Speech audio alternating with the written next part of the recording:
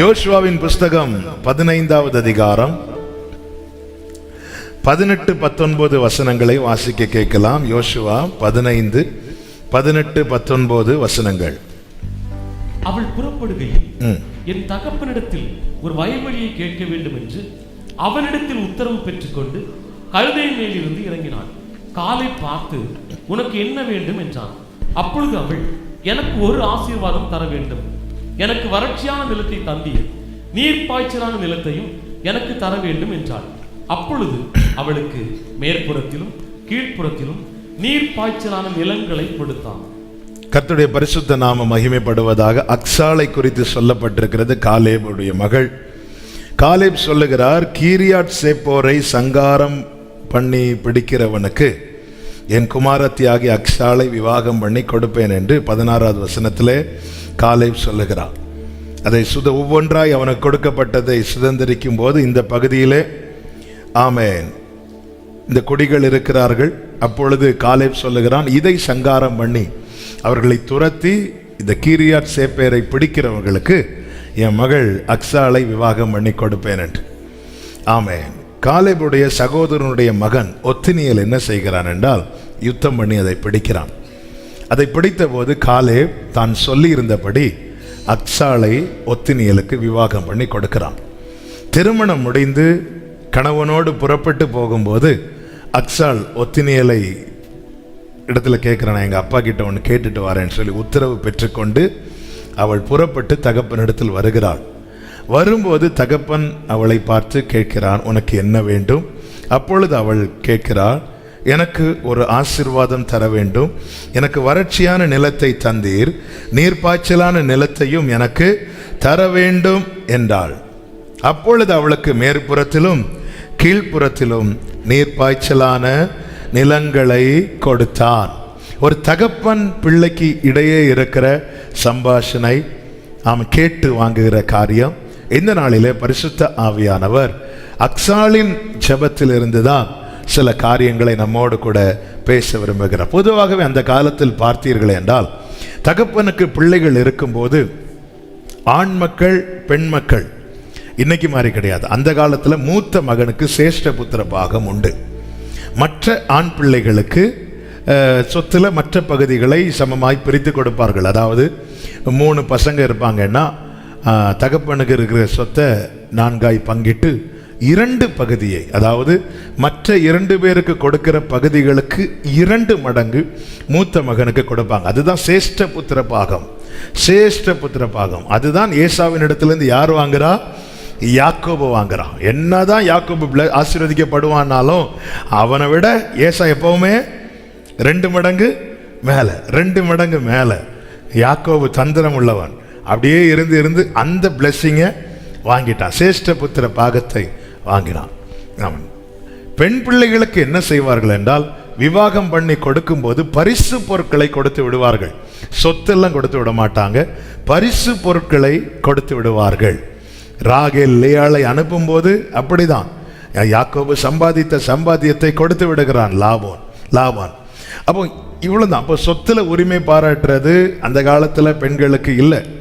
கொடுக்கிற பரிசு பொருட்களை வாங்கிட்டு போவாங்க. ஆனால் அப்படி இருந்தும் இவ போய் தகப்பன் கொடுத்ததை வாங்கிட்டு போகணும். அவ்வளவுதான். தகப்பன் என்ன கொடுக்கிறார்னா வறட்சியான நிலத்தை கொடுக்கிறார். அப்படி இருந்தும் இவ போய் அப்பா கிட்ட எனக்கு ஒரு நீர்ப்பாய்ச்சலான நிலம் வேண்டும் என்று கேட்கிற தைரியம் எங்கிருந்து வந்துச்சு? இதுதான் இன்னைக்கு நாம் தியானிக்க போறோம். அவ போய் உத்தரவு வாங்கி, நான் எங்க அப்பா கிட்ட ஒன்று கேட்டு வாங்கிட்டு வரவா? ஆமே. எங்கிருந்து இந்த தைரியம் வந்துச்சு? எங்கிருந்து இந்த பலம் வந்துச்சு? ஆமே. அப்பா நமக்கு இருக்கிறார். 3 காரியங்களை முன்வைத்து நான் இதை சொல்ல விரும்புகிறேன். 3 காரியங்களை முன்வைத்து. 1, உரிமை. உரிமை என்ன உரிமை அப்படின்னா, he is my father. அவர் என்னுடைய அப்பா, நான் அவருடைய பிள்ளை. நான் அவரை அப்பா என்று அழைப்பதற்கு முன்னமே அவர் என்னை பிள்ளை என்று அழைத்து விட்டார். நான் அவரை அப்பாவாக பார்ப்பதற்கு முன்னமே அவர் என்னை பிள்ளையாக பார்த்து விட்டார். அப்போ இந்த உறவுக்கு முக்கிய காரணரே அப்பா தான். அப்படிதான் நாங்க பிள்ளை பிறந்ததும் ஆமென் அது அப்பா அம்மான கூப்பிடும் இல்லை, முதல்ல பிள்ளை என்று கையில் வாங்குறதே அப்பா. பிள்ளை சொல்லுமா, எங்க அப்பா வெளியே ப்ளூ கலர் ஷர்ட் போட்டுட்டு இருக்கிறார், கையில கொண்டு கொடுங்கன்னு. இல்லை, எங்க அப்பா ஆஃபீஸ் போயிருக்காங்க, வெளியே கொண்டு போயிடாதீங்க, வேற யாரோ நிற்கிறாங்க, வெயிட் பண்ணுங்க சொல்லுமா. அதுக்கு தெரியாது. அப்போ அது பிள்ளைன்னு சொல்லி தான் தகப்பன் கையில வாங்குறார். அப்ப நான் அவரை அப்பான்னு கூப்பிடுறதுக்கு முன்னாடி அவர் பிள்ளை. பிள்ளைக்கு பேரெல்லாம் ஃபர்ஸ்ட் டைம் மனசுல இருந்திருக்கும்னா பிள்ளைய கையில் எடுத்த பேரை சொல்லி. ஆமென். நான் அவரை அப்பாவாக பார்த்து அறிவதற்கு முன்னமே அவர் என்னை வயிற்றில் இருக்கும் போதே என் பிள்ளை வளருது, என் பிள்ளை வளருது. சிலர் பாருங்க காது வச்சு கேட்பாங்க, பிள்ளை என்ன சொல்லுது. பிள்ளை ஒரு இண்டிபெண்டன்ஸ் டேக்கு ஒரு பெரிய எஸ்ஐ படிச்சுட்டு இருக்குள்ள இருந்து அதுல என்ன பிள்ளையா பார்க்க ஆரம்பிச்சாச்சு, பிள்ளையா நினைக்க ஆரம்பிச்சாச்சு, பிள்ளைக்காக வெயிட்டிங்.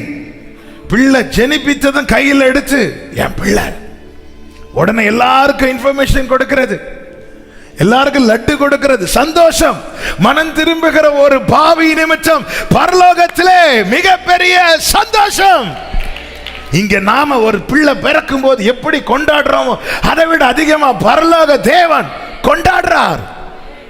நாம் ஜெனிப்பிக்கப்பட்ட அந்த நாளை அவர் கொண்டாடுறார். ஹல்லேலூயா. இந்த உரிமை ஆமென் நியமம், அதாவது பிரமாணம் அவளை கேட்க வைக்கல. பிரமாணம் என்ன? பசங்களுக்கு சொத்து, பெண் பிள்ளைகளுக்கு பரிசு, பரிசு பொருட்களை கொடுத்து அனுப்பி விடுறது. அது அந்த காலத்துல எல்லாம் வரதட்சணை பசங்க தான் கொடுக்கணும். இந்த காலத்துல நம்ம ஊர் அதிலும் விசேஷம் நாகர்கோவில் மக்கள் பைபிளை மாத்தி படிச்சாங்களோ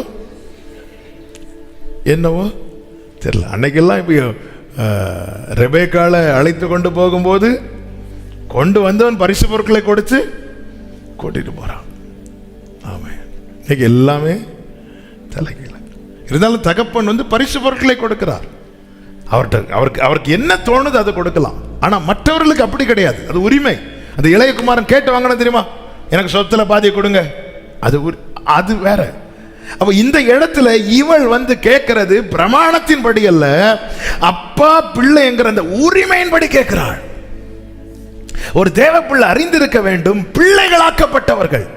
யோவான் 1:11 என்ன சொல்லப்பட்டிருக்கிறது? அவருடைய நாமத்தின் மேல் விசுவாசம் உள்ளவர்களாகி அவரை ஏற்றுக்கொண்டவர்கள் எத்தனை பேர்களோ. 1:12 எத்தனை பேர்களும். அதான் யோவான் 1:12 தானே. அவருடைய நாமத்தின் மேல் விசுவாசம் உள்ளவர்களாய் அவரை ஏற்றுக்கொண்டவர்கள் எத்தனை பேர்களோ, அத்தனை பேர்களும் தேவனுடைய பிள்ளைகள் ஆகும்படி, தேவனுடைய பிள்ளைகள் ஆகும்படி அவர்களுக்கு அதிகாரம் கொடுத்தார். அவர்களுக்கு அதிகாரம் கொடுத்தார். இது அவர் தந்தது, நான் வாங்கல, நான் எடுக்கல, இது அவர் தந்தது. நான் மீண்டும் சொல்லுகிறேன், ஒரு குழந்தை பிறக்கும் போது அந்த குழந்தை தன் தகப்பனை அப்பா என்று அழைப்பதற்கு முன்னமே அவர் அழைத்தார். அப்பாவை பார்க்கிறதுக்கு முன்னமே அவர் பார்த்துட்டார். அந்த குழந்தை கண்ணு அப்படி மூடி இருக்கும். வெளியே வந்து அந்த குழந்தை கண்ணெல்லாம் திறந்து பார்க்க, திடீர்னு வெளிச்சம் வந்து அந்த குழந்தை மேக்சிமம் என்ன செய்யும், கண்ணை மூடி இருக்கும், அப்படியே பார்க்கும். ஹல்லேலூயா. நான் கண் திறப்பதற்கு முன்னமே அவர் என்னை பார்த்தார். நான் கண் மூடின பின்பு அவரை பார்ப்பேன். ஹல்லேலூயா. ஆமென். அதான் நான் விழிக்கும் போது உமது சாயலால் திருப்தியாவேன். சில குறிப்பிட்ட கிராமத்தில் ஒரு பிள்ளை பிறந்தோன்னு எல்லாரும் அழுவாங்களாம்.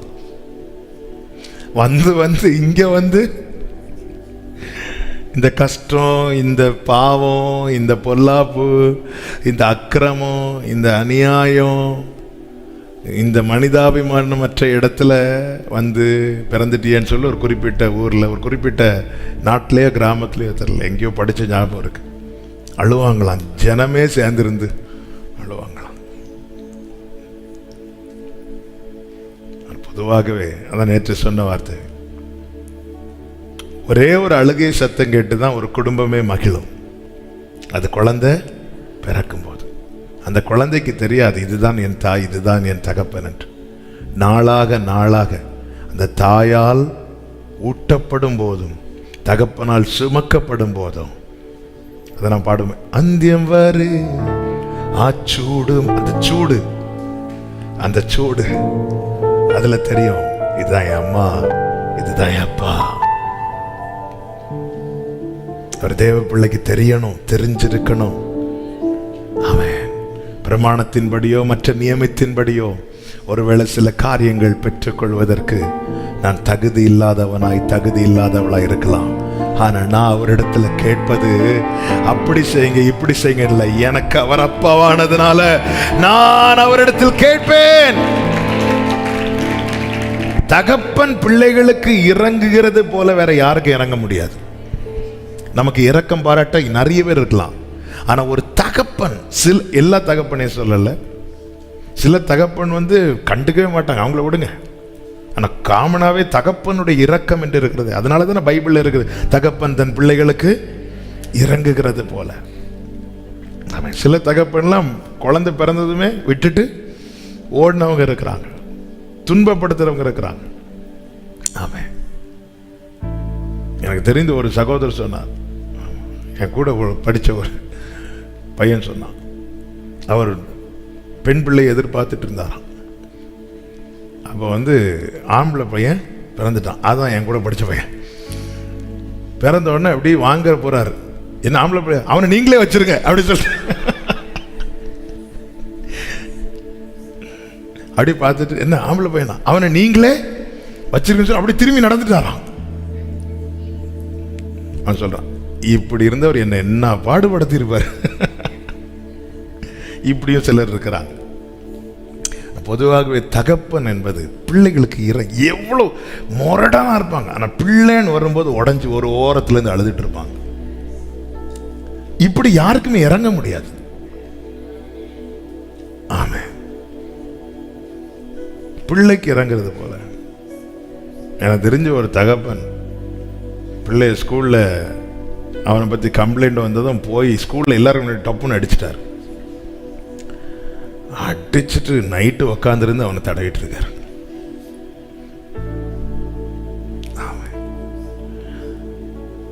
இவ கேட்க போறது தன்னுடைய நீதி நியாயத்தை வச்சில்ல, அவருடைய இரக்கத்தை அறிந்திருக்கிறாள். அதான் அந்த உரிமையை பயன்படுத்தணும். உரிமையை பிள்ளைங்க எல்லாருக்கும் பயன்படுத்த முடியுமான்னு கேட்டா அங்கதான் பிரச்சனை. இளையகுமாரன் பிரிந்து போனாலும் அப்பாக்கு அவன் யாரு தான்? பிள்ளைதான். ஆனா அவனால பிள்ளையா வர முடிந்ததா, வேலைக்காரனா வர முடிந்ததா? அவன் மனசுல என்ன இருந்துச்சு? என் வீட்டில் இருக்கிற என் மூத்த அண்ணன் இவ்வளவு அனுபவிக்க நான் விடக்கூடாது, அப்படியா வந்தான்? இல்ல, வேலைக்காரனுக்கு. அப்ப இங்க ஒரு காரியம் தெளிவா தெரிகிறது, உரிமை இருந்தும் அந்த உரிமையின்படி நம்ம கேட்கணும்னா உறவு இருக்கணும்.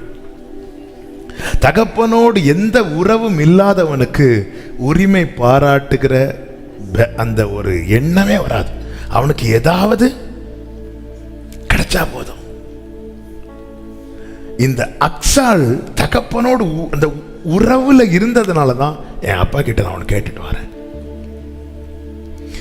எந்த உறவுமே இல்லை, பிள்ளைகள் ஆக்கப்பட்ட ரட்சிக்கப்பட்டதோடு சரி. ஆண்டவருக்கு எனக்கும் எந்த தொடர்பும் இல்லைன்னா நாம எல்லாருமே அந்த இளைய குமாரனை மாதிரி தான் கேட்டுட்டு இருப்போம். இந்த அக்சால மாதிரி கேட்கணும்னா எனக்கு நீங்க ஒரு வறட்சி கொடுத்து எனக்கு ஒரு நீர்ப்பாய்ச்சல் அந்த உரிமையோட கேட்டு வாங்குது. ஆண்டவர் சீஷர்களிடத்திலே சொல்லுகிறார், என் நாமத்தினாலே நீங்கள் எல்லார்ட்டையும் சொல்லல, உறவுல இருக்கிறாங்க தெரியுமா? எத்தனை ஜனங்க கூடி இருந்தாங்க இயேசுவை சுற்றி, எல்லாரையும் பார்த்து சொன்னாரா, நீங்க நாமத்தினால கேட்ட நான் தருவேன்? இல்ல, எல்லாரையும் பார்த்து என்ன சொன்னார்? வருத்தப்பட்டு பாரம் சுமக்கிறவங்களே என்கிட்ட வாங்க, என்கிட்ட வாங்க, என்கிட்ட வாங்கினார். அவர்கிட்ட வந்தாங்க. வந்தவர்களில் அநேகர் அவரை விட்டு போனாங்க. போன பிற்பாடும் சிலர் கூட இருந்தாங்க. அந்த கூட இருக்கிறவங்களை பார்த்து சொல்லுகிறார், என் நாமத்தினாலே நீங்கள் எதை கேட்டாலும் அதை நான் கொடுப்பேன். அப்ப அந்த உறவுல இருக்கிறவர்களுக்கு கொடுக்கப்பட்ட உறவில இருக்கிறவர்களை உரிமையை சரியாய் பயன்படுத்த முடியும். இல்லைன்னா சில காரியங்கள் நம்மை குத்திட்டே இருக்கும். நீ இப்படி பண்ணிட்டு எப்படிடா கேட்க போற, விடாது. நம்ம மனசாட்சி நம்மை உறுத்திட்டே இருக்கும். அதனாலதான் இளையகுமாரன் தயங்கி தயங்கி வரான். அவர் அப்பா தானே, அவர் அப்பா தானே, அன்னைக்கு கேட்டவன் கொடுத்தார்ல, இன்னைக்கு போனதை வெட்டி போட்டுருவாரா? இல்ல, அவர் இரக்கமுள்ள தகப்பன். பிள்ளை வரமாட்டானான்னு ஏங்கி பார்க்கிற தகப்பன். இப்படி தெரிந்தும் அவன் ஏன் தயங்கி வாரான் தெரியுமா? அந்த உரிமை இருந்து அவனால அதை பாராட்ட முடியல, ஏன்னா உறவு இல்லை. அதனால தானங்க நம்ம அநேகருடைய உதவியை நாடுகிறோம் ஜெபத்துக்கு. ஏங்க நமக்கு டவுட் வந்துட்டு என் ஜெபம் கேட்கப்படாதுன்னு, நம்ம ஜெபம் கேட்கப்படாதுன்னு எங்கெங்க டவுட் வந்துட்டு, நான் ஜெபம் பண்ணி எல்லாம் ஆண்டவர் கேட்க மாட்டாருன்னு டவுட் வர போய் தானே நிறைய இடத்துக்கு ஃபோன் போட்டு ஜெபம் பண்ணுங்கன்னு சொல்றோம். நிறைய இடத்துக்கு லெட்டர் போட்டுட்டு இருக்கிறோம். ஏன்? நமக்கு நம்முடைய பிள்ளை தானங்க. அவருடைய நாமத்தின் மேல் விசுவாசம் உள்ளவர்களாகி அவரை ஏற்றுக்கொண்டவர்கள் எத்தனை பேர்களோ அத்தனை பேர்களில் கொஞ்சம் பேரை பாஸ்டர் ஆக்கினார், கொஞ்சம் பேரை விசுவாசி ஆக்கினார். அப்படி இல்லை, முதல்ல பிள்ளைங்க. நான் எப்படி அவருக்கு பிள்ளையோ நீங்களும் அவருக்கு பிள்ளைங்க. ரட்சிக்கப்பட்டவர்களுக்கு சொல்லுகிறேன். இன்று நம்ம முன்னாடி வாழ்ந்து கொண்டிருக்கிற பரிசுத்தவான்கள், கர்த்தரால் வல்லமையாய் பயன்படுத்தப்படுகிறவர்கள் எப்படி அவருக்கு பிள்ளைகளோ அப்படியே இன்று ரட்சிக்கப்பட்டவனும் பிள்ளைதான். ஆனா எங்க டவுட் ஆயிட்டுனா, நான் ஜெபம் பண்ணா எப்படி? ஏன்னா உறவுல இருக்கிறவங்களுக்கு தெரியுங்க என்ன கிடைக்கும் என்ன கிடைக்காதுன்னு, இவங்க கிட்ட என்ன கேட்க முடியும் என்ன கேட்க முடியாதுன்னு. இவளுக்கு தகப்பனோட அந்த உறவு இருந்ததுனால, அப்பா பிள்ளைங்கிற உறவு ஸ்ட்ராங்கா இருந்ததுனால அவளுக்கு நம்பிக்கை என்ன தெரியுமா? நான் என் அப்பா கிட்ட கேட்டா அப்பா தருவார். அந்த உரிமைய அவ பயன்படுத்துறான். நல்லா புரிஞ்சுக்கோங்க. தகப்பனிடத்திலிருந்து இனி கணவன் வீட்டில் வாழ போகிறார். போறதுக்கு முன்னாடி அப்பா கிட்ட அந்த உரிமையை பயன்படுத்துறான். அப்பா, இங்க இருந்து உங்க கிட்ட இருந்தாக்க நான் போறேன், உம்மிடத்திலிருந்து நான் போறேன். நான் அங்க போய் இறங்கினதும் நீ வறட்சியோட வந்திருக்குன்னு சொல்லக்கூடாதுப்பா. எனக்கு நீர்ப்பாய்ச்சலான தோட்டத்தை தாங்க, நீங்க நீர்ப்பாய்ச்சலான இடத்தை தாங்க. உரிமையை கேட்கிறான். உரிமை. ஒரு தேவ பிள்ளை உரிமை இருந்தும் ஏன் உரிமை பாராட்ட முடியல தெரியுமா? எந்த கான்டாக்டுமே இல்லை தகப்பனோட, எந்த கான்டாக்டுமே. டெய்லி ஆமென். அப்பா கூட பேசி பழகிற அனுபவம் இல்லைன்னா எந்த ஒரு காரியத்துக்கும் அப்பா கிட்ட கேட்கணுங்கிற மனசு வராது. அப்பா கூட பேசி பழகிற அனுபவம் இல்லைன்னா நமக்கு மூன்றாவது நபர் தேவைப்படுவார். ஒரு அப்பா பிள்ளைக்கிடையில மூன்றாவது நபர் பேசுவது என்பது வேற வழி இல்லாத நிலை. அப்படிப்பட்ட அனுபவம் எதுவா இருந்தாலும் அது உண்மையிலே கசப்பான அனுபவமே. ஒரு அப்பா பிள்ளைக்கு இடையில பேசி முடிக்கிற காரியத்துல மூன்றாவது நபர் வருவது கசப்பான அனுபவமே. அப்பா கிட்ட சொல்ல வேண்டிய காரியத்தை அந்த மூன்றாவது நபர்கிட்ட சொல்ல வைக்கிறது, பிள்ளை கிட்ட சொல்ல வேண்டிய காரியத்தை அந்த மூன்றாவது நபர்கிட்ட சொல்ல வைக்கிறது. இது மிகவும் கசப்பான அனுபவம். ஏன் இது வருது தெரியுமா? சரியான ரிலேஷன்ஷிப் இல்லை. அதனால ஒரு தேர்ட் பர்சன் அவசியமா இருக்கிறது. இது எந்த தகப்பனுக்குமே கசப்பான அனுபவம். அதனாலதான் இஸ்ரவேலர்கள் தங்களுக்கு ராஜா வேண்டும் என்று கேட்டதும் சாமுவேல் நினைச்சாரு, நான் நியாயாதிபதியா இருக்கிறது இவங்களுக்கு பிடிக்கல போல. அதனால ரொம்ப ஃபீல் பண்ணிட்டு இருக்கும்போது ஆண்டவர் சொன்னார், சாமுவேலே, அவங்க ஒன்ன தள்ளல, சாமுவேலே, அவங்க என்னதான் தள்ளிட்டாங்க. அவங்க ஒன்ன தள்ளல, நீ ஒன்ன தள்ளுறாங்க நினைச்சிட்டு இருக்கிறியா? அவங்க என்ன தள்ளிட்டாங்க. உறவுல உறுதியா இருந்தா அந்த உரிமையில நாம கேட்போம், அப்பா எனக்கு ஒரு ஆசீர்வாதம் கொடுங்கப்பா, யோசுவா உறவுல உறுதியா இருந்ததுனால கேட்கிறான், ஆண்டவர் இந்த சூரியனை நிக்க வைங்கப்பா. ஆபிரகாம் ஆண்டவர்கிட்ட என்ன தெரியுமா சொன்னான்? ஆண்டவரே, அடியேன் கேட்க துணிந்தேன். உறவுல உறுதியா இருக்கிறவன் துணிந்து கேட்பான் ஆண்டவர்கிட்ட, துணிந்து கேட்பான். ஐயோ அடிச்சிருவாரோ, ஐயோ இல்ல, துணிந்து கேட்பான் ஆண்டவர்கிட்ட கேட்பான். அவன் கேட்கறது சரியோ தப்பு அது ரெண்டாவது, ஆனா கேட்கிற துணிச்சல் எங்க இருந்துங்க வரும்? உரிமையில தாங்க வரும். கேட்கிற துணிச்சல வர மாட்டேங்குது. இன்னைக்கு நமக்கு கேட்கணும் போறோம், அப்படி கொஞ்சம் கொஞ்சமா கேட்கிறோம். அப்படி கேட்டுட்டு ஆபிரகாம் சொல்ற, நான் தூளும் சாம்பலுமானவன், ஆனாலும் உம்மிடத்துல கேட்க துணிந்தேன் அப்படிங்கிறான். எங்க இருந்து வந்துச்சு? அவன் கர்த்தருக்கு முன்பாய் நின்று கொண்டிருக்கிறான். கர்த்தர் சொல்லுகிறார், ஆமென், நம் விசுவாசிகளுக்கு தகப்பனாய் மாற்றினார். ஆனா ஆண்டவர் ஆபிரகாமை சொல்ற இடத்துல எல்லாம் விசுவாசிகளின் தகப்பனாகி ஆபிரகாம் சொல்ல மாட்டார். என் சிநேகிதனாகிய ஆபிரகாம் என் ஃப்ரெண்டு, அவன் என் ஃப்ரெண்டுப்பா, அதனால எனக்கு ஒண்ணு பிளஸ் பண்ணாம இருக்க முடியாது, அதனால நான் கேட்க துணிந்தேன். இது பெருமையின் வெளிப்பாடு அல்ல, இது உரிமையின் வெளிப்பாடு. இந்த உரிமையை தான் நமக்கு தந்திருக்கிறார். ஆனா நம்மளால கேட்க முடியல. ஏன்?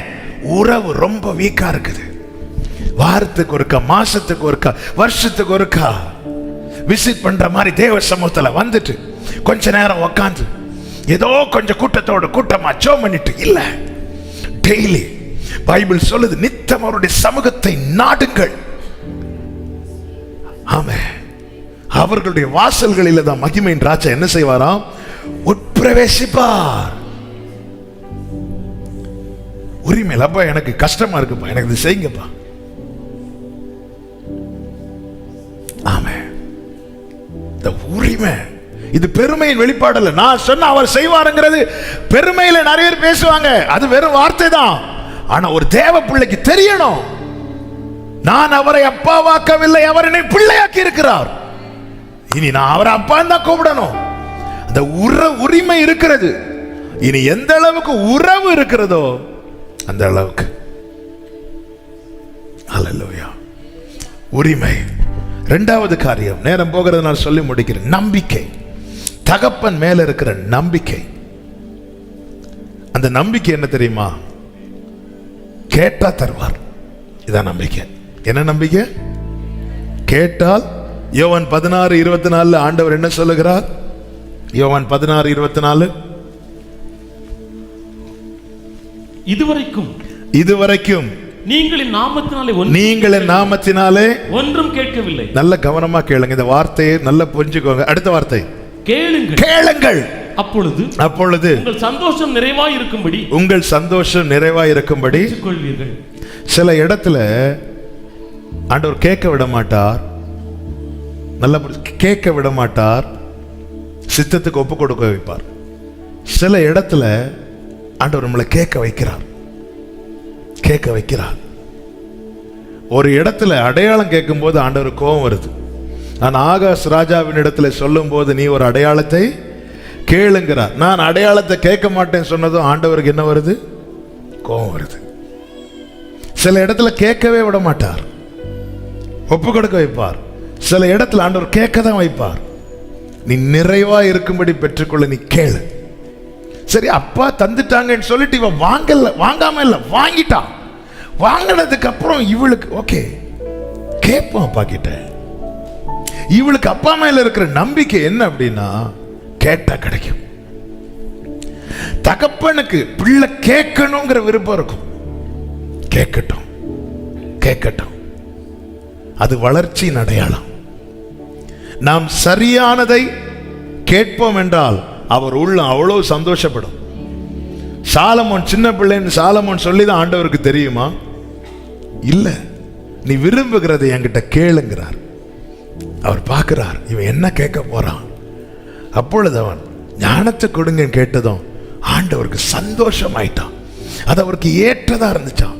அது ஏற்றதா இருந்ததுனால ஞானத்தோடு கூட ஐஸ்வர்யத்தை கொடுக்கிறார். இங்கே இவள் ஒரு நீர்ப்பாய்ச்சலான நிலத்தை தான் கேட்டாள். இவள் கேட்டது ஏற்றதா இருந்ததுனால மேற்புறத்திலும் கீழ்ப்புறத்திலும் நீர்ப்பாய்ச்சலான நிலங்களை ஒன்றுக்கு மேல கொடுக்கிறார். ஆமென். அவருக்கு தெரியாதாங்க எனக்கு என்னது தேவை என்று. ஆனா கேட்கணும். நீங்க கேளுங்கள்.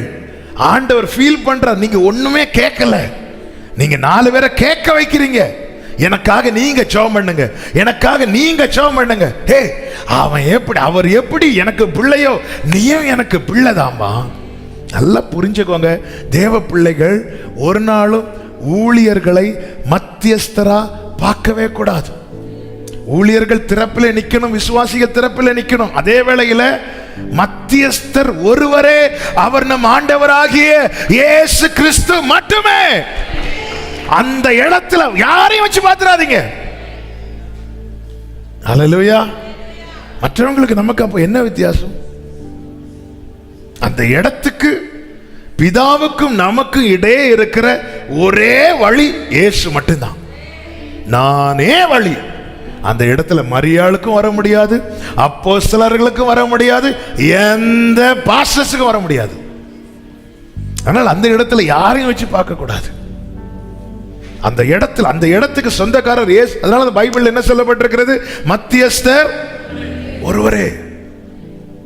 எனக்கு அநேகருடைய பிரச்சனை என்ன, அந்த இடத்துல ஊழியர்களை தூக்கி வைக்கிறது. அது ஊழியர்களுக்கே நாம் ஆபத்தை உண்டாக்குற காரியம். தயவு செய்து அப்படி செய்யாதீங்க.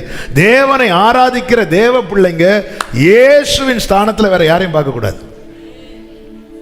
ஆமே, எங்களுக்காக வேண்டி அவங்க அப்படி சொல்றாங்க, நாம இப்படி சொல்றோம். இல்ல, நீதிமான்களுடைய ஊக்கமான ஜெபம் மிகுந்த பலன் உள்ளது. ஆனா அதே வேளையில நான் ஜெபிக்காம, நான் என் அப்பா கிட்ட பேசாம ஒரு தேர்ட் பர்சன் மூலமா என் காரியத்தை சொல்லி கொண்டிருப்பேன். எந்த பெற்றோருக்கு, எந்த தகப்பனுக்கு பிடிக்கும் அது?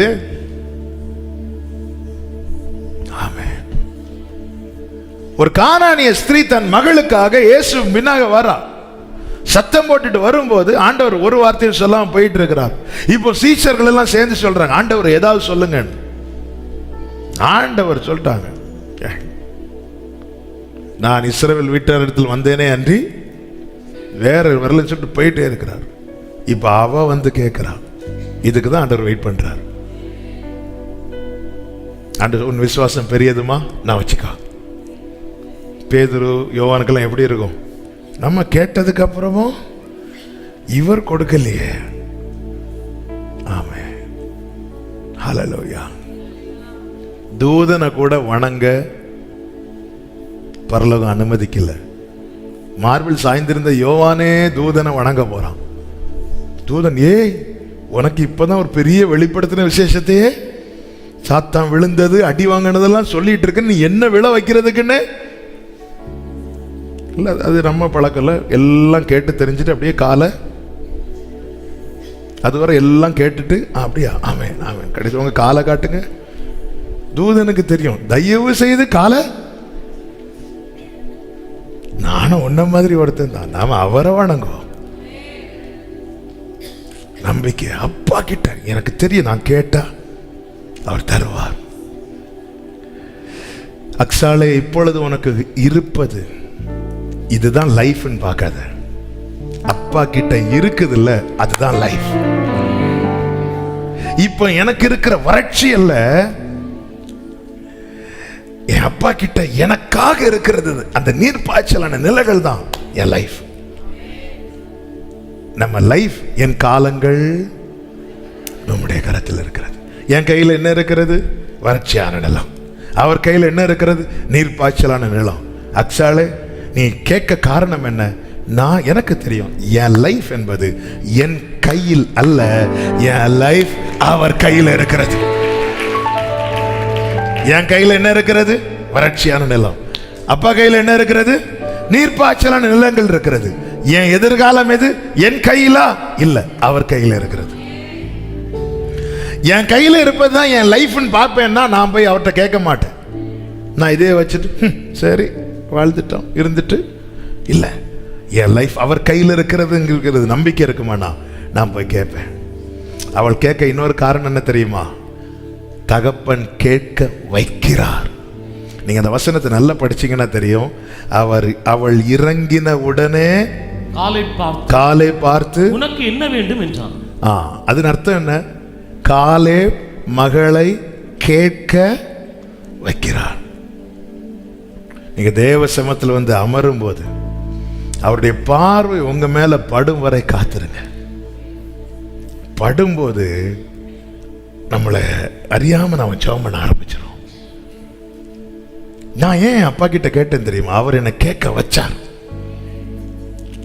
ஜெபிக்க வைக்கும் எங்கள் ஜெபவி. அவ இறங்கி வந்து அப்பா அப்பா அப்பா அப்பா அப்படி இல்லை. அவ இறங்கினதும் காலேப் அவளை பார்த்து உனக்கு என்ன வேணும்? அதன் அர்த்தம் என்ன? மகளை கேட்க வைக்கிறார். என் அப்பா என்ன கேட்க வைக்கிறார். என் அப்பா என்ன ஜெபிக்க வைக்கிறார். இதுதாங்க பிரசனம். அந்த பிரசனத்துல கூடவே இருக்கும்போது சீஷர்களை கேட்க வைக்கிறார். பாத்தீங்களா? நீங்க இதுவரைக்கும் என் நாமத்தினால பேதுரு கேளு, யோவான் கேளு, யாக்கோபு கேளு, கேட்க வைக்கிறார். ஆமென். ஆண்டவருடைய சமூகத்துல இருக்கும்போது அவரே கேட்க வைப்பார். சரியானதை கேட்க வைப்பார். நமக்கு தெரியாது என்ன கேட்கணும், சரியானதை கேட்க வைப்பார். அவன் சரியானதை கேட்டான். அப்பா நீங்க என் கையில் ஒன்று கொடுத்திருக்கிறீங்க. என் கையில் இருப்பதில்லை என்னுடைய எதிர்காலம், உங்க கையில் இருக்கிறதா எதிர்காலம். எனவே எனக்கு அது தாங்க ஆண்டவரே. தகப்பனுக்கு அது பிடிக்குதுங்க. ஒரு பிள்ளை அவருடைய பிள்ளைங்க அறிந்திருக்கணும், இன்னைக்கு என் கையில் இருக்கிற வறட்சியான நிலம் அல்ல என்னுடைய நாளை. என்னுடைய நாளை என் அப்பா கையில் இருக்கிற நீர் பாய்ச்சலான தோட்டம். ஆமென் சொல்லுங்க பார்க்கலாம். நம்ம இதை பார்த்துட்டு போய் ஆண்டவர் உங்களை நம்பினதுக்கு நம்ம கையை பார்த்தா வறட்சி தான். சில கையை பார்த்து சொல்லுவாங்க கையில என்ன பெரிய ஓட்டை, எங்க இருந்து அந்த ஓட்டையை கண்டுபிடிக்கிறாங்கன்னு. இனி கொத்தனார் போட்டு அடைக்கவே முடியும். அதனாலதான் உங்க கையில பைசாவே தங்க மாட்டேது. இங்க ரூமா போட்டிருக்கோம் வந்து தங்குறதுக்கு. என் கையில இருக்கிறது இல்ல. அக்ஸால் சொல்லி இருப்பால ஒத்தினியல்கிட்ட, நீங்க என் கையை பார்க்காதீங்க, என் அப்பா கையை பாருங்க, நம்ம வாழ்வோம். ஹல்லேலூயா.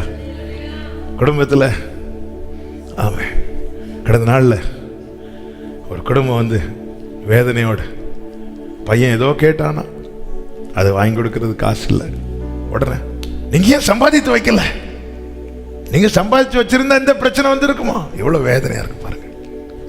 இப்படிப்பட்ட கேள்விகள் வரும்போது ஒரு தேவ பிள்ளை சொல்லணும், என் கையில் இருக்கிறத பார்க்காதப்பா, அவர் கையில் இருக்கிறது. சங்கீதம் 104 என்ன சொல்லப்பட்டிருக்கு தெரியுமா?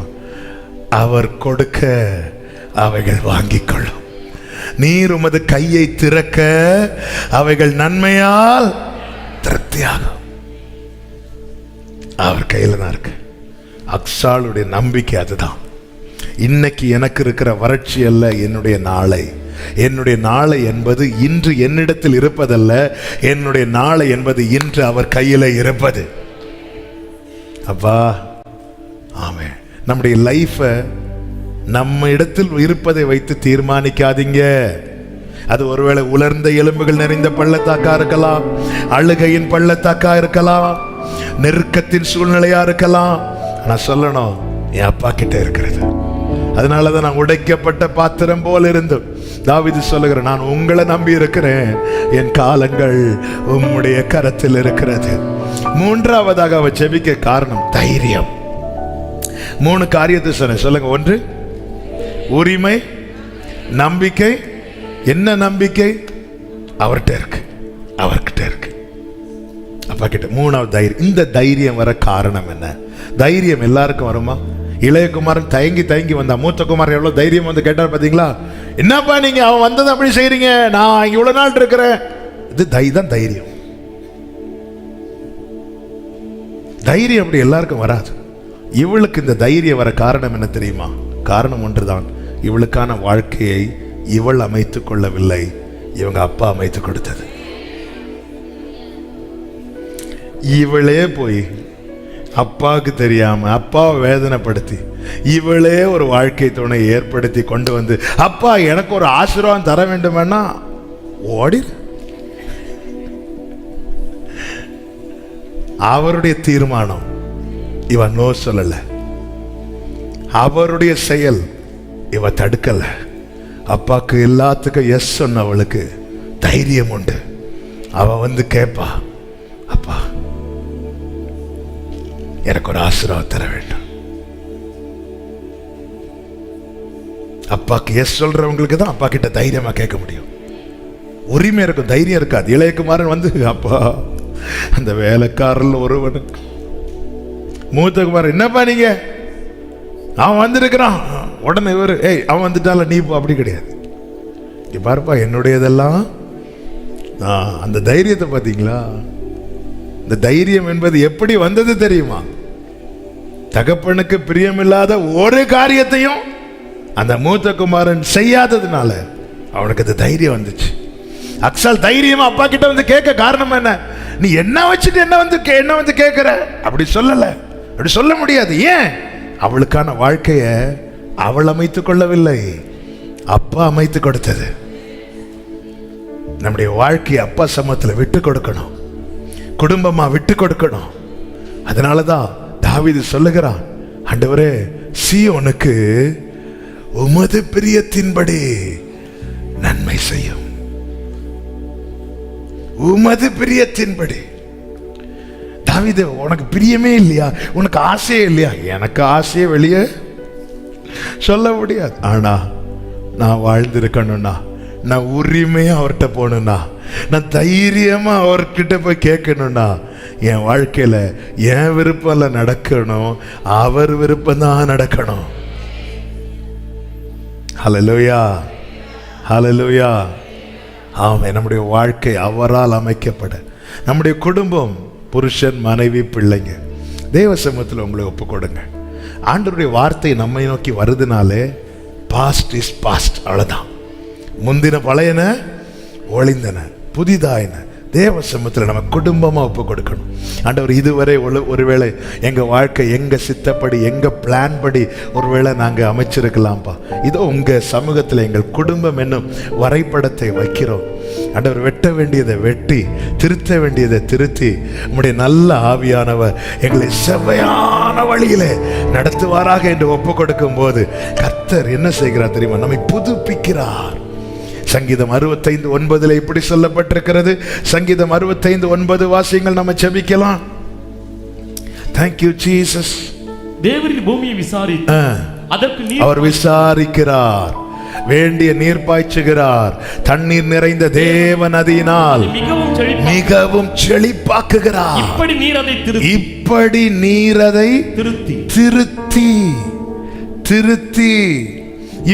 நீர் அதை திருத்தி அவர்களுக்கு தானியத்தை விளைவிக்கிறார். ஆமென். அதுதான் இப்பொழுது சொன்னேன். ஒருவேளை இதுவரை நம்முடைய வாழ்க்கை நாம் அமைத்துக் கொண்டதா இருக்கலாம். தேவ சமூகத்தில் விட்டு கொடுக்கும் போது கர்த்தர் அதை கட்டி எழுப்புவார், திருத்த வேண்டியதை திருத்துவார், சுத்திகரிக்க வேண்டியதை சுத்திகரிப்பார், சுட்டரிக்க வேண்டியதை சுட்டரிப்பார். எதற்கு இது தேவை தெரியுமா? தைரியமா கேட்க. ஆமென். அக்சால போல அப்பா கிட்ட கேட்டு வாங்கணும்னா உரிமை வேணும், நம்பிக்கை வேணும், தைரியம் வேண்டும். இம்மூன்றும் இருக்குமானால் கொடுக்கப்பட்ட வறட்சியை குறித்து அக்சால் கலங்க மாட்டாள். அவளுக்கு தெரியும், நான் இன்னும் வாங்கிட்டு வரேன் பாருங்க. ஆமென். ஒத்தினியல்கிட்ட சொல்லிட்டு போறா, எங்க அப்பா கிட்ட கிடைக்குமான்னு தெரியல. அப்படி இல்லை, உத்தரவு பெற்று வாங்கிட்டு வரேன் பாருங்க, நான் என்ன கொண்டு போறேன், என்ன கொண்டு வரேன்னு. ஆமென். அவ போனது மாதிரியே இன்னொரு வறட்சியும் வாங்கிட்டு வந்தா. இதுக்கு பேசாம அந்த கழுதை மேலேயே என்ன தைரியங்க அவளுக்கு? என்ன இந்த தைரியம் எங்க இருந்து வந்துச்சு? அப்பா போட்ட ட்ராக்ல நடக்கிறதுனால, அப்பா போட்ட பாதையில.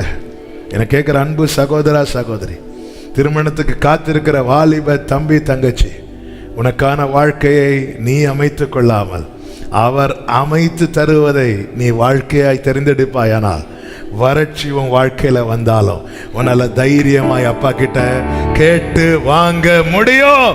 நாளிலே கர்த்தர் பேசிக் கொண்டிருக்கிறார். ஜெபம் பண்ணுவோம் ஆண்டவர் சமூகத்துல. அப்பா அப்பா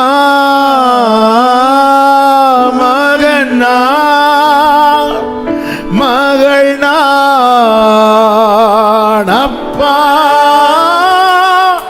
அப்பா மகனா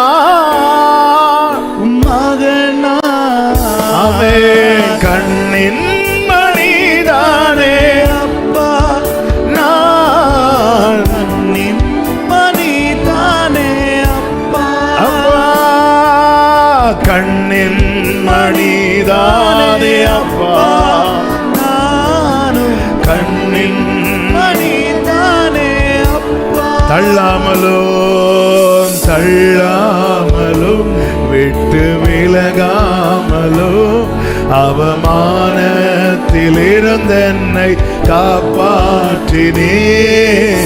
அல்லாமல் விட்டு விலகாமத்திலிருந்தென்னை அணைத்துக் கொண்டீர் அணைத்துக் கொண்டீர் என்னை முத்தம் கைகளை உயர்த்தி ரெட்டை களைந்து எனக்கு புது வஸ்திரம் கொடு சேரே மாமலரே. என்னை முத்தம் தேங்க்யூ பா தேங்க்யூ பா. எனக்கு புது ஒரே சத்தமாயப்பா அப்பா அப்பா மகனா மகனா அப்பா அப்பா ஏசப்பா மகனா மகனா கண்ணின் மணிதானே கண்ணின் மணிதானே அப்பா நானும் கண்ணின் மணிதானே இயேசு ராஜாவே கண்ணின் மணிதானே அப்பா ஏசப்பா. மணிதானே அப்பா ஒரு 5 நிமிடம் எல்லாரும் கண்களை மூடி 3 காரியங்கள். உரிமை, நம்பிக்கை, தைரியம். 1 உரிமை. அந்த உரிமையோடு கேட்கணும்னா உறவு ஸ்ட்ராங்கா இருக்கணும். உறவுல விரிசல் வராதபடி காத்துக்கோங்க. ஆண்டவர்கிட்ட கேளுங்க, ஆண்டவர் எனக்கு உங்களுக்கு இடையே இருக்கிற அந்த உறவுல எந்த விரிசல வந்துடக்கூடாதுப்பா, எந்த விரிசல வந்துடக்கூடாதுப்பா. ஆண்டவரே டெய்லி நம்ம பேசிட்டே இருக்கணும்ப்பா. நான் உங்ககிட்ட பேசணும், நீங்க என்கிட்ட பேசணும். ஆபிரகாம் கேட்க துணிந்தானே, அந்த உறவுல விரிசல் வந்துட்டு ஆண்டவரே அப்பா என் எண்ணம் எல்லாம் அந்த வேலைக்காரர்களோடு இந்த பிள்ளைங்கிற எண்ணமே போய்விடுமே. இந்த உறவுல விரிசல் வந்துட்டுனா இதுக்காகவா சிலுவையில ரத்தம் சிந்தினா, இதுக்காகவா உனக்காக பலியானா, உன்னை பிள்ளையாக்கி வைத்திருக்கிறாரு. உறவுல விரிசல் வந்துடக்கூட. யார் என்கிட்ட பேசலைன்னாலும் ஆண்டவர் நான் உங்ககிட்ட பேசிட்டு இருக்கணும். ஆண்டவரே ஹல்லேலூயா. யார் என்ன பகைத்தாலும் நான் உங்களை பகைச்சிடக்கூடாதுப்பா. பல நேரத்துல நாம் விரும்புகிற மற்றவர் நம்ம கூட பேசலன்னு சொல்லி ஆண்டவர்கிட்ட எவ்வளவு நேரம் பேசாம இருக்கிறோம். ஆமென். எங்க பேச விரும்புகிறவர்கிட்ட பேசுங்க. அவாய்ட் பண்றவங்கள்ட்ட ஏன் பேசிட்டு இருக்கிறீங்க? உங்களை ஒருத்தங்க அவாய்ட் பண்றாங்கன்னா நீங்க உங்களை கேட்க விரும்புறார் தெரியுமா ஒருத்தர், அவர்கிட்ட பேசுங்க. ஆமென். அல்லேலூயா. உங்கள் அன்பை, உங்கள் நேசத்தை புரிந்து கொண்டவரோடு பழகுங்க. அப்படி ஒருத்தர் மட்டும்தாங்க உண்டு. உன் இளவயதின் பக்தியையும் நீ வாழ்க்கைப்பட்ட போது உனக்கு இருந்த நேசத்தையும் நான் நினைத்திருக்கிறேன்னு சொல்லு. எரேமியா 2:2 ஆண்டவர் சொல்றார் அல்லவா, நம்ம காட்டுற அன்பு கொஞ்சம் அன்பு தான், ஆனா அதையும் அவர் நினைச்சிட்டு இருக்கிறாராம். என்ன தெய்வம்ங்க அப்பாங்க அவரு. ஹல்லேலூயா. தள்ளாமலே என்னை தள்ளாமலே தாங்கின அன்பீதுவே, தள்ளாமலே என்னை தள்ளாமலே தாங்கின அன்பீதுவே, தாங்கின அன்பீதுவே. என்ன நான் சொல்வேன், இயேசுவின் அன்பை ருசித்தேன் தினமும் பல சூழ்நிலையில் மாறாத நம்பிக்கை. இந்த நம்பிக்கை உண்டாக உங்க கையில இருக்கிறத பார்க்காதீங்க, அவர் கையில இருக்கிறத பாருங்க. ரெண்டு கைகளை உயர்த்தி சொல்லுங்க, என் காலங்கள் உம்முடைய கரத்தில் அல்லவோ இருக்கிறது, என் காலங்கள் உம்முடைய கரத்தில் இருக்கிறது, என் காலங்கள். சொல்லுங்க, அப்பா இன்னைக்கு என் கையில வறட்சியான நிலம் இருக்கலாம், ஆனா இது கிடையாது என் ஃபியூச்சர். உங்க கையில இருக்கிற நீர் பாய்ச்சலான நிலமே என் ஃபியூச்சர், என்னுடைய எதிர்காலம். என் கையில் இருக்கிற வறட்சி அல்ல, உன் கரத்தில் இருக்கிற செழிப்பு என் எதிர்காலம். என் கையில் இருக்கிற வறட்சி அல்ல. சொல்லுங்க, இது தேவ சமூகத்தில் உங்க இருதயத்துல இருந்து சொல்லுங்க. இந்த பாதையில நடக்கிறவங்களுக்கு இந்த வலி தெரியும், இந்த பாதையில் நடக்கிறவங்களுக்கு இந்த வார்த்தையினுடைய அர்த்தம் புரியும். அப்ப ஆனாலும் எனக்கு இது கொடுத்துட்டீங்களே, பிளேம் பண்ணல, அக்ஸால் பிளேம் பண்ணல, அப்பாவை குற்றப்படுத்தல. இது இருக்கட்டும்பா, ஆனா உங்க கையில இன்னும் இருக்குல்லப்பா, உங்க கரத்துல இன்னும் இருக்குது இல்லப்பா. செத்து போன சாராளின் கற்பத்துல உயிருள்ள ஒரு ஈசாக்க கொடுக்க முடிந்தது. செத்து போறாபா கபாலாரா ரீமாமா ஷேரே, செத்து போன சாராளின் கற்பத்துக்குள்ள உயிருள்ள ஒரு ஈசா, உயிருள்ள ஒரு வாக்குத்தத்தம். வாக்குத்தத்தம் சாகல, சாராளின் கற்பம் செத்துச்சு. ஷேரே மாமா, வாக்குத்தத்தம் சாகல, வாக்குத்தத்தம் சாகல. ஷேலஹட்டரா பாபா ஏரா பாபா லரதடரா பாபா. வாக்குத்தத்தம் சாகல, வாக்குத்தத்தம் சாகாது. ஆமென், ஆமென், ஹல்லேலூயா. என் எதிர்காலம் என்பது என் கையில் இருக்கிற வறட்சியில் அல்ல, என் அப்பா கையில் இருக்கிற செழிப்புல இருக்கிறது. இதுதான் கேட்க வைக்குது. அப்பா எனக்கு ஒரு ஆசீர்வாதம் கொடுங்கப்பா. ரெண்டு கைகளை உயர்த்தி கேளுங்க, எனக்கு ஒரு ஆசீர்வாதம் தருவீரா? ஆண்டவர் கேட்கிறாருங்க உங்ககிட்ட, உனக்கு என்ன வேணும் சொல்லுங்க. இப்போ இருக்கிற வாழ்க்கையை சொல்லி இனி வேண்டியதை சொல்லுங்க. இப்போ ஆண்டவர்கிட்ட, வறட்சியான நிலத்தை எனக்கு தந்தீங்க, நீர் பாய்ச்சலான நிலத்தை எனக்கு தாங்கப்பா, தாங்கப்பா. அப்ப கேட்கலாம், ஏன் இந்த வறட்சியான நிலத்தை தந்தார்? அது தந்ததுனால தானே இப்ப கேட்க வைக்கிறார். அந்த நீர்ப்பாய்ச்சலான நிலத்தை நீங்க இன்னைக்கு கேட்கறதுக்கு கர்த்தர் நேற்று தந்த அந்த வறட்சியான நிலம் காரணம். ஆமே, வறட்சியான நிலத்தை எனக்கு தந்தீங்க, நீர்ப்பாய்ச்சலான ஒரு நிலத்தையும்.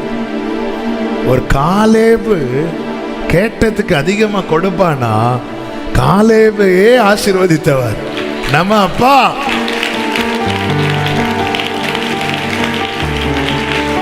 சத்தமா அப்பா, அப்பா சத்தமா சொல்லுங்க. மகன் மகனா அப்பா, அப்பா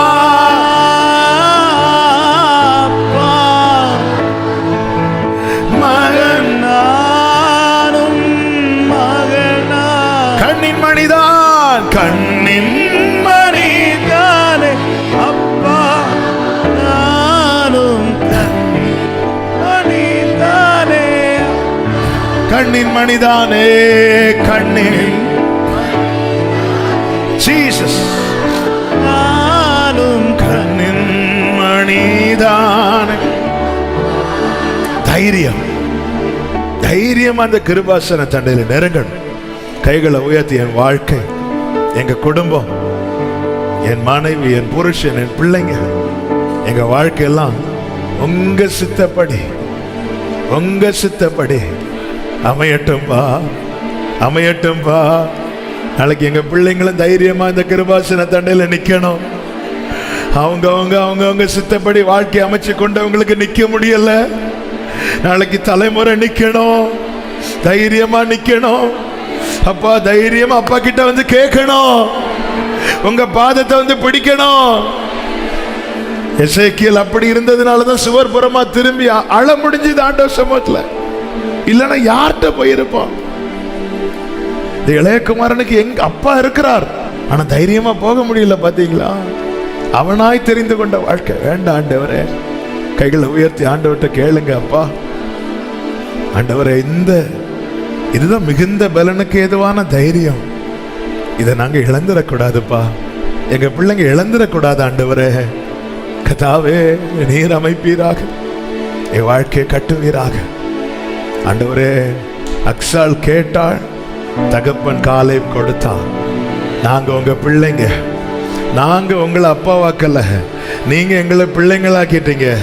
நாங்க கேட்கிறோம், என் அப்பா தருவார். ஆமென் சொல்றவங்க நல்ல கரங்களை தட்டி Jesus Jesus Jesus Jesus Jesus Jesus Jesus Jesus. ஹalleluya. கடைசியா ஒரு விஷயம் கூட கைகளை உயர்த்தி அப்பா